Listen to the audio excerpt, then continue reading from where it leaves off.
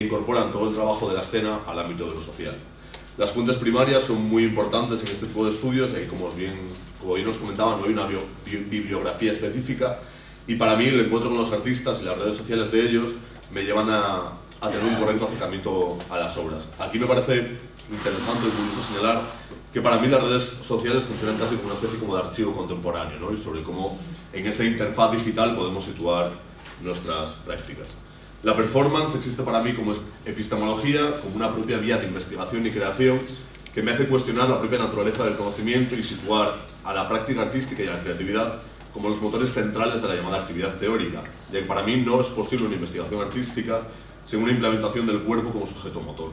Y por último, revisitar el concepto de somateca, de polvo preciado, ¿no? Que nos habla de esos pensamientos que se inscriben en los cuerpos, de manera que existimos como somatecas, como una especie de archivos políticos y culturales conectados entre ellos más allá de su condición o de su emplazamiento geográfico.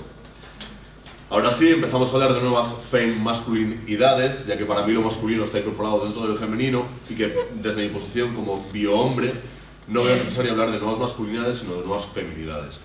Los modelos de representación de lo masculino y de lo femenino se encuentran legitimados por una forma de control social y unos privilegios que se dan en la representación de lo masculino dentro de una sociedad que está vertebrada por los condicionantes de raza, de clase y de género. La dominación patriarcal, esto nos posiciona a los hombres en un lugar en el cual nuestra masculinidad es vista como algo único y como algo excluyente, y la heterosexualidad se impone aquí como la única sexualidad posible, y lo otro queda desterrado al lado de la enfermedad, de la perversión, del desvío, del pecado. La crítica al patriarcado, desde la visión masculina, se hace para mí desde una reinterpretación universalista de la esencia masculina que rompa con esos conceptos, ¿no?, categóricos de lo masculino y de lo femenino y del concepto del hombre como ser humano. Y los estudios de las masculinidades, que bueno, como bien ha comentado Erwan anteriormente, se inician en las universidades norteamericanas y están muy influenciados por el movimiento feminista, por los estudios queer, por las revueltas de Stonewall del 69 y por la teoría queer. Cuando hablo de nuevas masculinidades, sobre cómo el sujeto masculino propone nuevas feminidades, hablo del cuerpo como campo de batalla, ¿no? Esta frase de Barbara Kruger es para mí uno de los pilares base, ¿no?, del arte contemporáneo y del propio performance o del propio trabajo con el cuerpo, que me hace revisitar un poco este concepto del cogito ergo sum de Descartes, pero en la interpretación que hace Le Breton en el año 2006, que habla de que siente luego existe, ¿no? Entonces, reitera la unión entre cuerpo como individual y el cuerpo como sociedad, ¿no? O sea, esa unión de cuerpo-individuo y cuerpo-sociedad que significa, dentro del contexto de la cultura y de la historia, de las normas que impone la propia sociedad. La antropología se aproxima, ¿no?, a esta definición del cuerpo como un cuerpo sexuado que referencia una construcción social como un símbolo conductor de significados sociales. El cuerpo masculino, desde la perspectiva del arte contemporáneo, ha sido cuestionado en los últimos años, pues desde un modo irónico, desde un modo crítico, explorando las posibles relaciones entre masculinidad y poder, la objetualización de los cuerpos masculinos, la materia corpórea de los mismos o la desvinculación por completo entre preferencias sexuales, identificación de género y aspecto físico. El cuerpo femenino se muestra subversivo ante un modelo de feminidad construido que parte un poco, ¿no?, de ese concepto de la muñeca Barbie del 59, que objetualiza al cuerpo femenino prescribiéndole la sumisión de tareas productivas, no tanto reproductoras, que era lo que habíamos marcado hasta este momento, ¿no?, sino unas tareas productivas que hacen repensar un concepto de la feminidad normativo y que en muchos casos apuntan a esas vías de cuestionamiento futuras, ¿no?, en torno a un discurso queer de la performatividad de las identidades de sexo y de género. Ahora sí comenzamos un poco con la reflexión del trabajo de los artistas. En primer lugar, desde el teatro me gustaría acercarme al trabajo de la compañía Vértebro. Para mí ellos son destacables por varios aspectos. El primero de ellos es de la producción desde el periférico, ¿no? Ellos fijan su sede de creación, investigación y experimentación en Córdoba, fuera de los circuitos culturales, ¿no?, de los cánones culturales más establecidos. Luego en sus propuestas hacen un juego con el uso del tiempo y los procesos de expectación que llevan a reinterpretar en gran parte los conceptos de la teatralidad, generando unos procesos de expectación largos, deslocalizados y en los cuales la tecnología está muy presente. Ellos proponen desde su trabajo escénico una reflexión teórica de los postulados de Judith Butler y Paul Preciado, acercándonos esas visiones de lo teórico a la escena y generando ese punto de hibridación común. De ellos me parece interesante señalar un trabajo que se llama Dios tiene vagina, que estrenado en el año 2007, que habla un poco de la identidad de género como algo inventado, imaginado y presentado a través de las vías del travestismo o del posporno. Carlos Carvento es un bailarín de danza española, formado en diferentes conservatorios, ha trabajado para el Reina Sofía, para el FIF. Él en su trabajo me parece muy interesante la reivindicación de la figura del maricón, ¿no? Una reivindicación y una dignificación a través de la normalización del uso del término y de la reactualización del imaginario del propio maricón, desprendiéndolo de esa carga negativa. Él aborda en su trabajo los roles de género en la danza, ¿no? Llevando a cabo un análisis sobre cómo las acciones corporales están muy prefijadas a lo masculino o a lo femenino y no se permite, por tanto, una performatización de los géneros.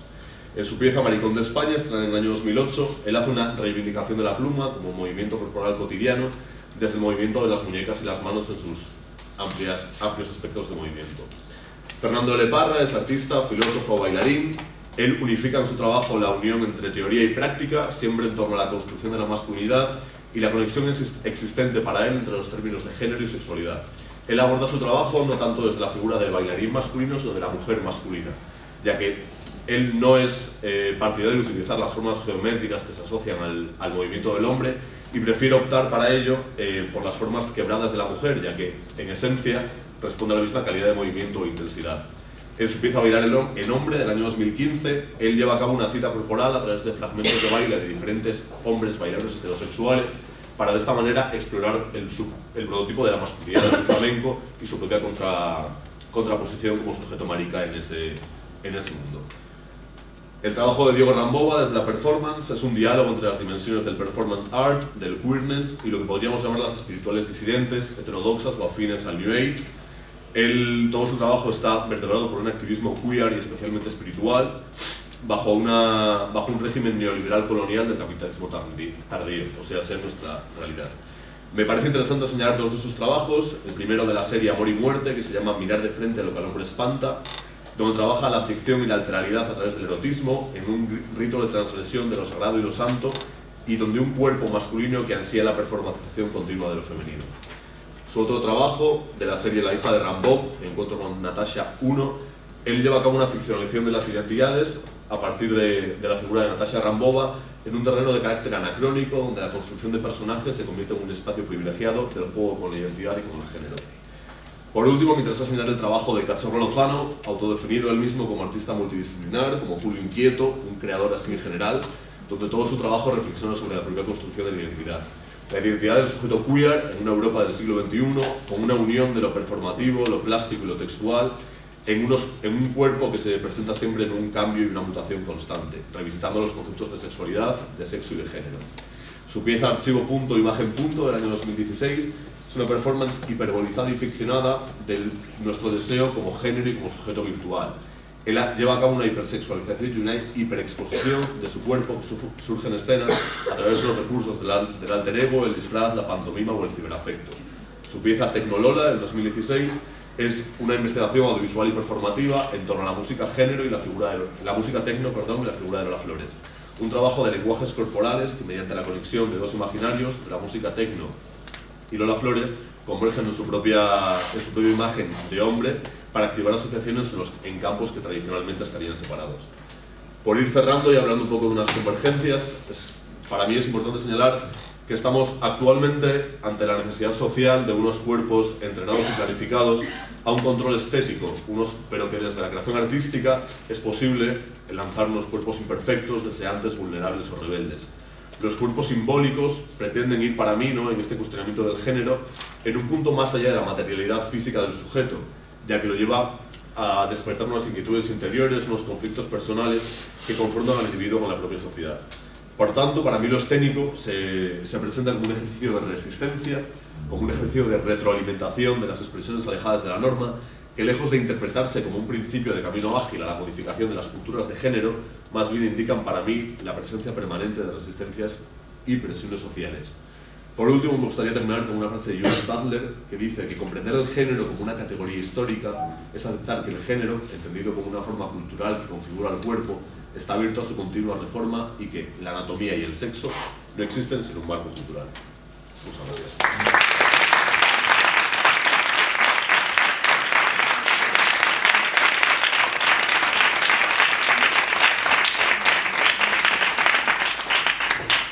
Bien, vamos a tener un tiempo, ¿cuánto? ¿10 minutos? ¿Sí? ¿5? 10 minutos. Bueno, 10 minutos para preguntas. Sí. Sí. Tengo una pregunta para María. Me ha encantado tu exposición. Dime, el travestimiento que tú propones como un orden social, ¿no? Para mantener un orden social, deshacerse un poco de las mujeres en el escenario. ¿No puedes leerlo también como una secreta transgresión de los hombres? Es decir, y esa doble moral burguesa, ¿no? Que finalmente, ¿por qué no travestirse en escena, tan querido, tan deseado, ¿no?, por los hombres, travestirse en mujeres? ¿No se puede leer, no lo podrías leer en ese contexto? Pues muchísimas gracias. Sí, he resumido mucho. Ahora voy a mencionar también el papel del mariquita, que también lo tengo.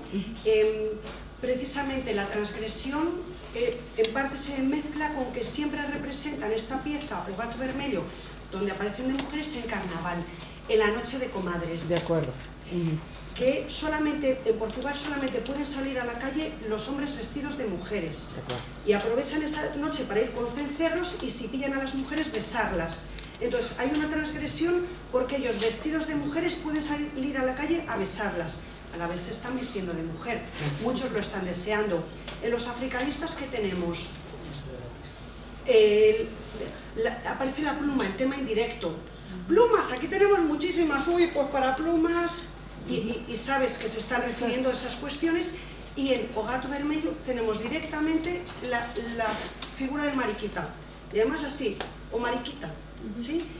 Y yo me pregunto, a raíz de esto sí, transgresión o control decía yo, pero luego, y tú me propones transgresión, yo pienso que esa figura están deseando hacerlo todos, que luego en carnaval se reproduce en efecto, pero yo me planteo, y a raíz ya entro en una pregunta casi para Álvaro, yo tengo la figura del mariquita reconocido. Yo cuando hice la lectura dramatizada se lo pedí a un colega homosexual, y es que se ofendió. Y entonces digo, ¿pero por qué? Si él está representando un rol que cubre la sociedad. Entonces digo, ¿yo le estoy controlando en el momento que le doy ese papel o le estoy liberando? Y entonces lo traslado al siglo XIX. O sea, entre el control y la transgresión hay una línea tan delicada, ¿no? Te doy el papel, pero es que te estoy situando en él. Y solo dejo que seas tú el que lo está.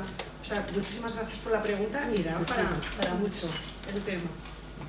¿Tus mariquitas qué piensas que se está controlando, se está dando libertad a la figura? Es que para mí es una apuesta, por ejemplo, ¿no? Los artistas que yo analizo, ellos apuestan por su definición como marica, no como gay ni como homosexual, sino como marica, como identidad disidente, como sujeto político frente a una sociedad, frente a un sistema capitalista, ¿no? O sea, creo que hay muchas más implicaciones que van más allá de lo escénico y conectan con lo social, ¿no?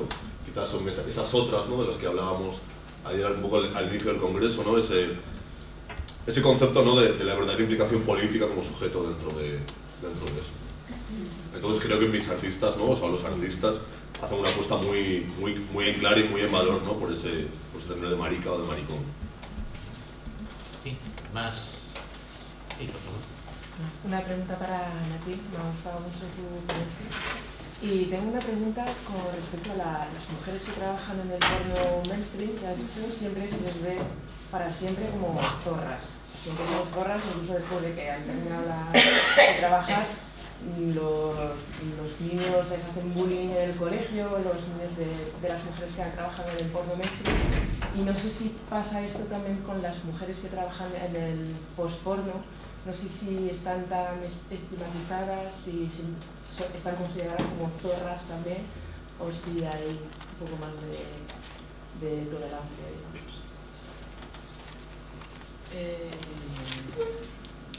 Tolerancia sí que igual hay más tolerancia hacia ellas, hacia las que apuestan por un cine porno distinto, pero por ejemplo Vidi suele decir que cuando fue al Festival de Cannes con la película cuya foto he enseñado antes, Le Pornographe, se le trató peor en Cannes porque las preguntas de los periodistas, ¿no?, especializados en cine, pues un poco destacaban su figura de actriz porno, no el trabajo que había hecho en una película de cine tradicional.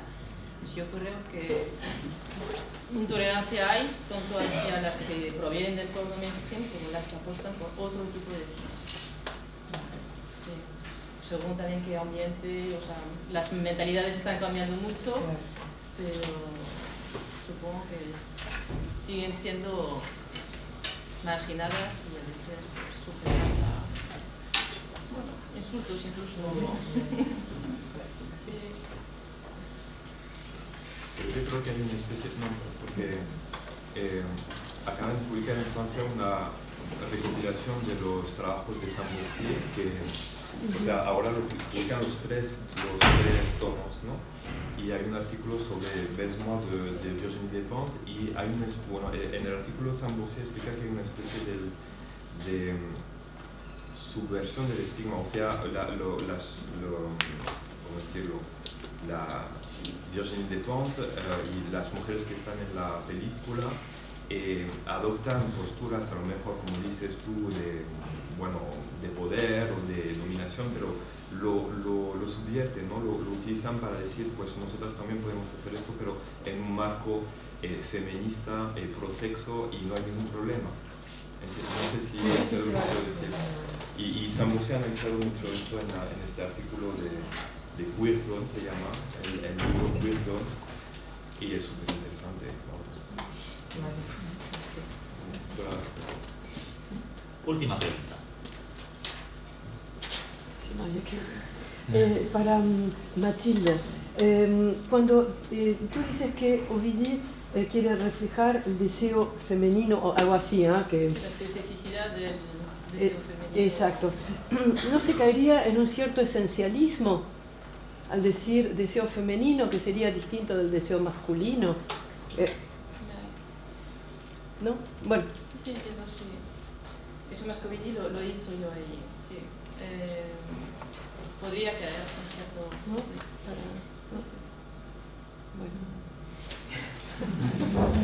Bueno, pues con esta incógnita, creo que vamos a ir reflexionando tomando un café. Sí, Muchas está por gracias a además todos. un café, o sea que...